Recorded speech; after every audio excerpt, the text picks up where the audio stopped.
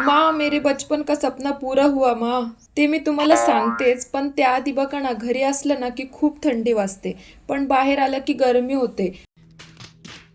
म्हणजे ऊन पण लागतंय ना चांगलं. तरी मी जर्किन घातलेलं आहे, कारण आता घरून घेऊनच निघाले होते. मग ठेवणार कुठे? पण म्हटलं गरम वाटतच आहे तर थंड जरा ज्यूस तरी प्यावा.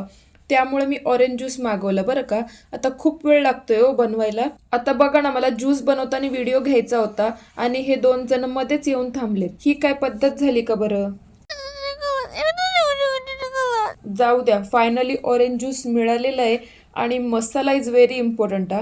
कारण त्यांनी कमी टाकला होता, मी परत टाकून घेतलाय. त्याच्याशिवाय मज्जाच नाही हो. आता कशी मज्जा आली प्यायला. ज्यूस पिऊन आहे ना निघते बरं का लवकर, नाही तर खूप लेट होईल. बघा ना किती ऊस आहेत. वाव, असं वाटतंय 2-4 तोडूनच घ्यायला पाहिजे राव. बघा ना, गावाकडे कसं असतं ना, दर आठवड्याला बाजार असतो. आपल्याकडे सिटीमध्ये रोजच भाजीपाला घेऊ शकतो आपण. पण गावाकडची ना मज्जाच वेगळी आहे बरं का.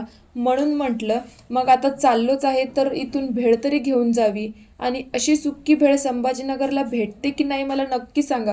कारण मला तर माहिती नाही तिथे कुठे मिळते का. मला तर वाटते मिळत नाही, पण तुम्हाला जर माहीत असेल कुठे मिळते तर मला कॉमेंट करून नक्की सांगा. आणि माझी काय इच्छा पूर्ण झाली ना, हे मी तुम्हाला उद्याच्या व्लॉगमध्ये सांगेल. कारण की हा व्लॉग खूप मोठा होईल नाहीतर.